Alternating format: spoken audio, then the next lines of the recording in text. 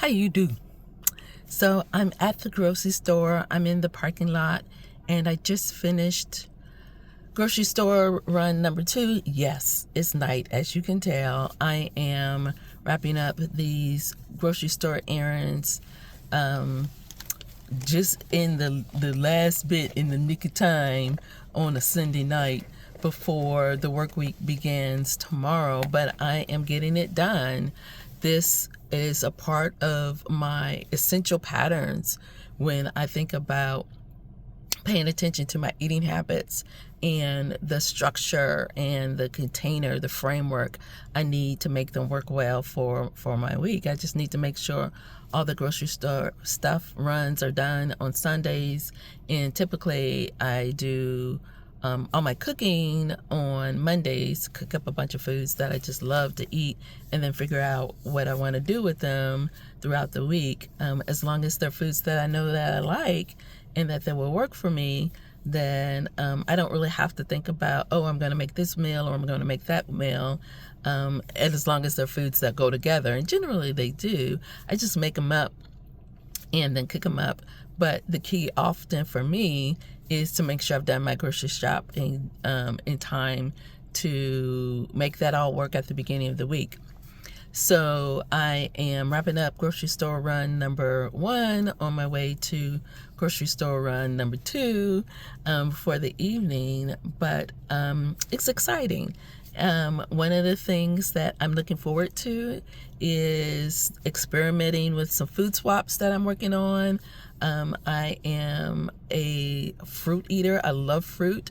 I also have pre-diabetes, so I am working on swapping out some of the fruits that I generally use. I generally stay away from a lot of the high sugar ones, obviously, but then I've also recently recognized that some of the ones that I thought were safer are still high in sugar. Oh my God.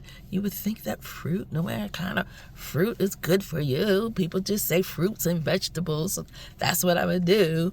But I am making tweaks yet again so that I can get those glucose, the sugar levels down. My glucose, not those, but my glucose and sugar levels down. So not even trying out the fruits that I already like, some pears and plums and peaches, and who knew that those were even better than some of the other fruits. But I generally do berries. I always buy berries, fresh berries. Those are part of my guilty pleasure. But anyhow, trying out the Ezekiel bread to see if I like that, and I saw that they had some Ezekiel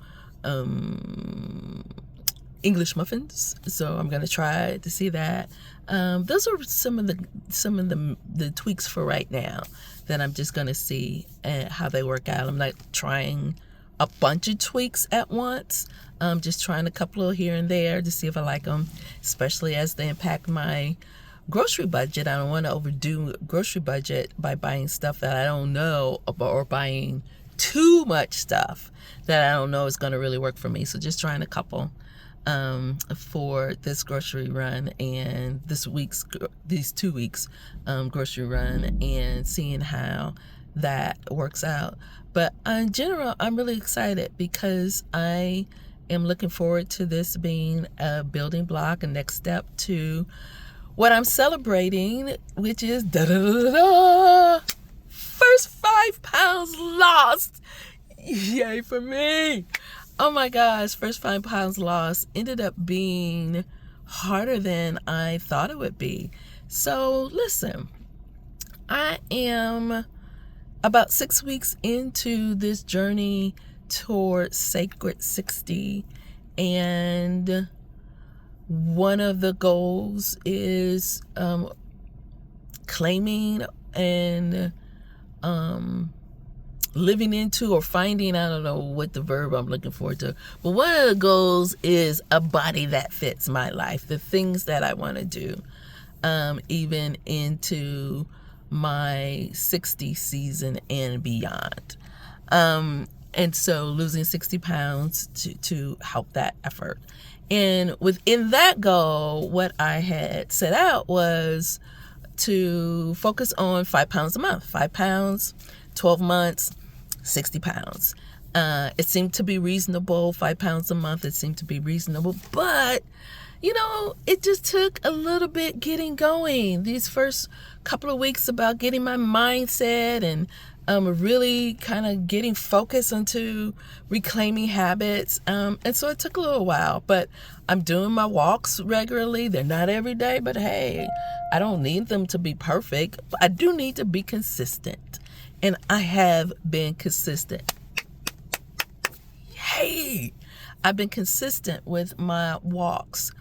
I've been consistently better with increasing my water drinking. Is that perfect? No, but consistently better. So I had hoped to see some signs of progress before now, a pound here or a pound there. And when you know it, I did not. I was so discouraged by that. I knew that I wasn't going to give up, especially I didn't put out these goals on YouTube. So I wasn't going to quit now. I mean, part of sharing the Secret 60 journey with whoever is on the other side of these videos was a part of my accountability strategy.